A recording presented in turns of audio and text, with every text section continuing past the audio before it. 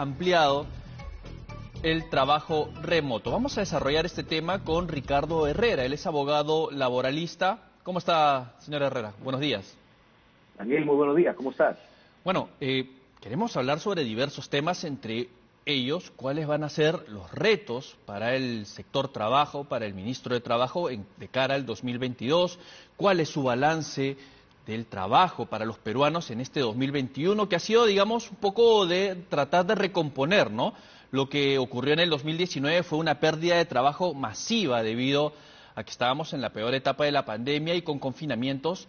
Se ha recuperado un poco este 2020, ya casi en su totalidad. Vemos que, a diferencia del 2019, hay un 1% de variación en cuanto a al empleo, ¿no?, de los peruanos. Buenos días.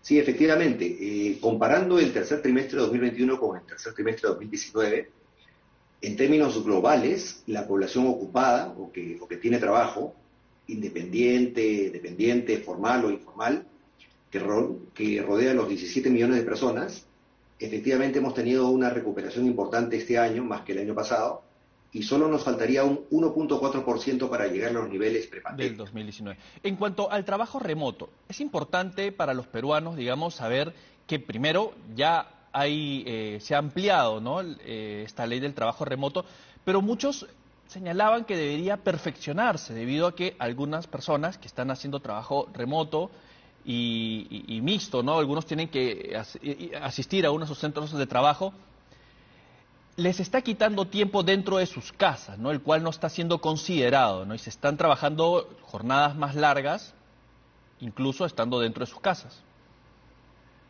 Es cierto, el trabajo remoto puede ser puramente remoto, o sea, a distancia, por internet, de manera virtual, o puede ser mixto, trabajo presencial algunos días y trabajo en casa otros días. ¿Sí?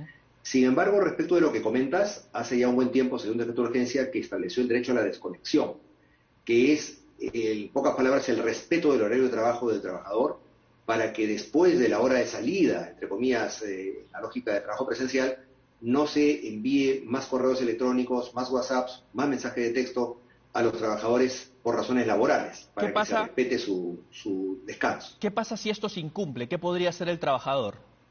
Porque muchos Bueno, no el lo trabajador saben. podría denunciar ante SUNAFIL para que SUNAFIL envíe un inspector al centro de trabajo o haga una inspección virtual también, de modo tal que corrija esa distorsión para evitar que efectivamente durante las horas de descanso el trabajador sea molestado, sea requerido para trabajar. Y si Porque se toma una efectivamente si no, represalia, ¿qué es lo que podría pasarle a la empresa, además?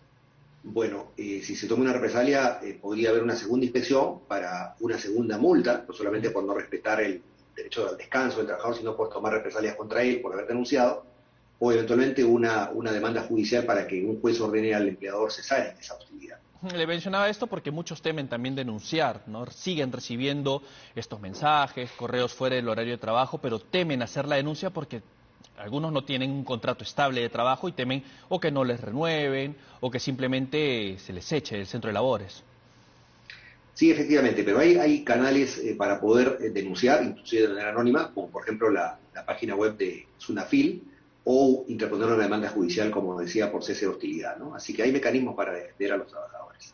Bueno, ya hemos hablado de que este 2021 se han recuperado los trabajos, ya estamos a una diferencia casi de 1% a comparación del 2019, ¿no? El 2021 no se puede comparar con el 2020, señalando que se han recuperado más del 50% de empleos, porque no es digamos, no es un periodo con el cual se pueda comparar, ¿no? Sí, un periodo atípico, el 2020, ¿no? Sin embargo, con el 2019 sí, y usted nos ha mencionado de que ya estamos ya casi en rumbo. Pero ¿cuáles son los retos para el 2022? ¿Qué más necesita el ciudadano peruano? Bueno, efectivamente ya casi estamos a los niveles de empleo prepandemia, pero lamentablemente es un crecimiento de empleo desigual. Lo que tenemos es básicamente una recuperación casi a los niveles prepandemia del empleo informal o el subempleo, o sea, la contratación por horas, lo que se llama coloquialmente los cachuelos. Sin embargo, perdimos cerca de 1.600.000 puestos de trabajo formales en planilla durante la pandemia y solamente hemos recuperado 950.000. Entonces todavía faltan recuperar un montón de puestos de trabajo formales y ahí está el reto, creo yo, del gobierno para implementar políticas públicas y dictar normas que permitan la facilitación de la recuperación del empleo en planilla. y sobre todo en segmentos etarios sumamente golpeados, como por ejemplo los jóvenes. Los jóvenes tenían una tasa de desempleo del 5.5% antes de la pandemia y ahora tienen una tasa de desempleo del 11%. Y tenemos 2.5 millones de ninis, jóvenes que ni trabajan ni estudian por razones económicas. Entonces ahí tenemos un grave problema con el bono demográfico, que es el futuro del país, laboralmente hablando, que no tiene opciones ni de continuar estudiando y tampoco de asumir un puesto de trabajo. Ahí está el reto del gobierno para el 2022 entonces, ¿no? Porque bien recordamos que se busca una mayor recaudación, muchas veces se le quiere aplicar más impuestos a quienes están actualmente generando para el Producto Bruto Interno. Sin embargo, vemos que hay, como usted lo menciona, más de un 70% de informalidad en el país y esto continúa creciendo. El deber o el reto de este nuevo ministro, bueno, del ministro de Trabajo para el 2022 es ampliar, digamos, el trabajo formal, que también va a repercutir en ingresos al gobierno, ¿no? Efectivamente, Daniel, y probablemente un par de medidas podrían ser necesario pensar sobre ellas, ¿no? La primera es dictar una norma, que puede ser un decreto de urgencia, que permita la posibilidad de contratar irrestrictamente a cualquier trabajador a plazo fijo, por un año o dos. Esto se dio durante el primer gobierno de Alan García con dos programas, el PROEM y el PAI, para fomentar el empleo formal. Y la segunda medida podría ser retomar algún tipo de ley o decreto de urgencia que permita fomentar la contratación de jóvenes. Recuerdo mucho que en el 2016 se habló por última vez de ese tema y se propuso un proyecto de ley al Congreso por el cual se establecía que el empleador quedaba exonerado del pago del aporte de salud, 9% de la remuneración, si contrataba jóvenes hasta 26 años. Pero con cuidado de que no se vuelvan a crear o formular leyes como la ley Pulpín, ¿no? Que finalmente generaron crisis también en otros gobiernos. Sí, este proyecto no tenía ningún tipo de recorte de derechos laborales para los trabajadores respecto de los trabajadores mayores de edad y por ende no habría ningún perjuicio para los trabajadores, ¿no? Pero sería atractivo para el empleador que el trabajador joven le cueste 9% menos que el trabajador no joven. Claro. Ahora, el crecimiento del empleo ha sido desigual, lamentablemente, ¿no? Tenemos en el primer lugar del ranking de crecimiento de empleo al sector agricultura con 348.000 trabajadores, seguido por construcción, 218.000, pero tenemos del otro lado del espectro los sectores que inclusive han perdido muchos puestos de trabajo. En primer lugar tenemos el sector servicios, que incluye a turismo y restaurantes, 766.000 puestos de trabajo formales perdidos. Por razones evidentes. Por minería, ¿no? Por razones evidentes. Como lo que estamos viendo hoy en las playas, ¿no? Que tantas personas que brindan servicios de comida, de alojamiento en las playas, en esta ocasión no van a poder hacerlo, ¿no? Y se despide finalmente a las personas. Y entonces habría que pensar también en normas sectoriales alocadas en este tipo de sectores sumamente golpeados en cuanto a pérdida de empleo para fomentar la generación de empleo, ¿no? De repente, como decía, normas que permitan la contratación temporal y restricta por un tiempo determinado, normas que permitan ampliar el contrato de temporada para efectos de contratar a estas personas en temporada alta, como se dice, a nivel de determinadas zonas del país.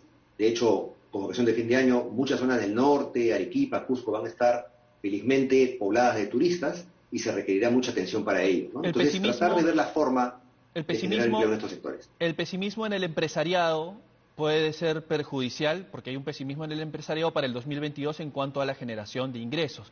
¿Puede perjudicar finalmente también al trabajo formal que se pueda producir en el 2022? Para terminar. Sin duda, la inversión privada es el motor de crecimiento del país y que no acabe del crecimiento del empleo. Por cada 1% de crecimiento del PBI hay 0.8% de crecimiento del empleo formal, pero siempre y cuando crezcamos por lo menos a 4% a nivel nacional. Entonces, si no alcanzamos ese crecimiento del PBI, no vamos a tener crecimiento de empleo formal y, por el contrario, podríamos tener peligrosamente un decrecimiento. Por ende, un mercado laboral cada vez más informal, más precario, menos productivo y sin beneficios como seguridad social, fondo de pensiones o atención en salud. Bueno, ha sido Ricardo Herrera, abogado laboralista. Muchas gracias por aceptar esta entrevista esta mañana en Canal N. Muy amable. A ti, Daniel, buenos días. Buenos días. Vamos ahora con más información. Les contamos que la Organización Mundial de la Salud dijo que confía en que el año 2022 pueda marcar el fin de la etapa aguda de la pandemia. Sin embargo, el director del organismo pidió que